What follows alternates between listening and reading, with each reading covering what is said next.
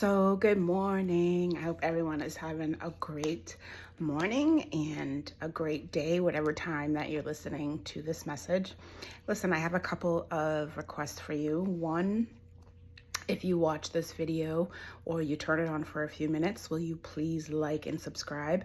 If you are on a Brown Girl's Guide to Employment and Networking, please like this post. If you're on LinkedIn, Fruitful Vision Enterprise, please like this post. If you're on Facebook, Dr. T. Jacques, please like this post. I would love to engage more with you, and I need to know that you all are engaging with me. So I ask that if you watch this to please like this post. Okay, few things I want to get started on. You know, my book, A Brown Girl's Guide to Employment and Networking. And it's not just about employment. It's not just about networking. It's really also about helping my entrepreneurs too that want to, have that side hustle to turn into their full-time job, right? How do you network yourself into being an entrepreneur as well? So there's a few tips in the book on that. And why am I saying this? Because if you have not been following the news, the past couple of weeks, there is something called the Fearless Fund. If you don't know about the Fearless Fund, go check it out. The Supreme Court decided that, it might not be the Supreme Court, but it's the top court in Georgia, ruled against the Fearless Fund and said that basically because the Fearless Fund was only giving grants to women-led businesses. Do you hear me? Women-owned led businesses. This was discrimination. And if you want to know who brought the suit to court, it was the same people that were on the same suit for affirmative action in college admissions. Okay. So you have this Fearless Fund. They're giving out money to women-owned businesses, Black women-owned businesses. They're investing in Series A, which is when someone does a round of funding, right, to fund their business. They're investing in different businesses. So now this Fearless Fund in Georgia cannot operate because people that were not our skin color, were not brown, decided that that was discrimination. And let me tell you something, less than 1% of the private capital that investors invest in go to a Black woman business, okay, woman-owned business. So you got to think about it, that these people that were on the side and said, oh, that's discrimination, the same people that ended affirmative action in college, these are the same people that brought the suit, okay? So for the women-owned businesses. So my thing to you is to pay attention, okay? But also these cases show us we really have to support our Black and brown businesses. Yes, we talk about supporting small businesses, but me as a Black woman, I really have to make sure that I'm not only supporting small businesses, but I'm supporting Black businesses, Black and brown businesses, okay?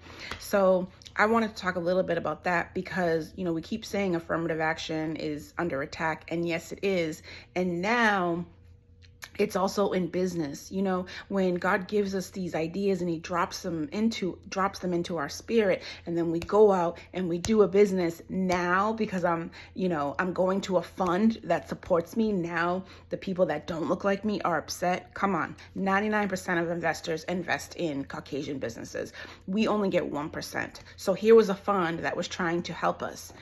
This is why I write my books. I know what's out there. I know that when you go into work, the barriers that we face. And so when people say to me, well, you should take out, you shouldn't just say a Brown Girl's Guide. No, I am targeting my Black and brown women. Listen, Caucasian ladies, Caucasian men, they can take my tips. But because I know we're under attack, and because I know that there's so many barriers against us, but one thing, they don't prevail over us, all right? Because God always will have our back. But when it says no weapon formed against me, will prosper, it won't prosper, but it might hurt a little bit, right? I mean, God's got your back. So let's be honest on that.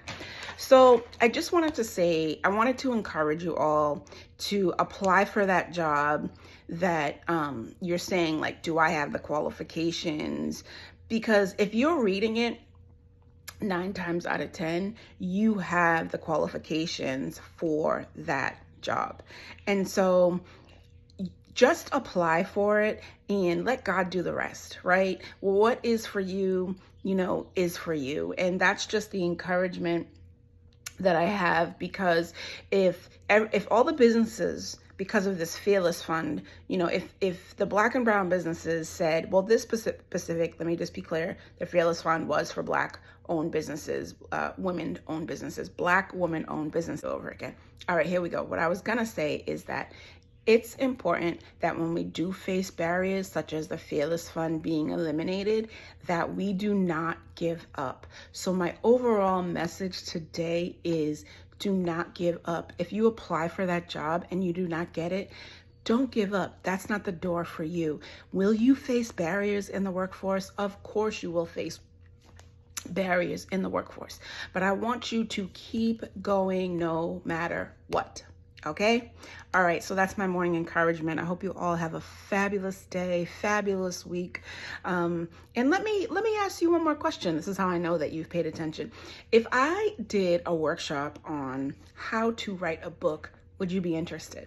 All right, let me know in the comment section, because that could be something coming your way in the fall, that we could spend 3 hours together at a location and I would teach you all how to write your book. I know some of you have some great ideas and I want to share how you can publish your book. So let me know. All right, have a great day. Remember, you can find my book on Amazon, A Brown Girl's Guide to Employment and Networking, and you can also find my book on drtjacques.com. All right, have a good day. Bye-bye.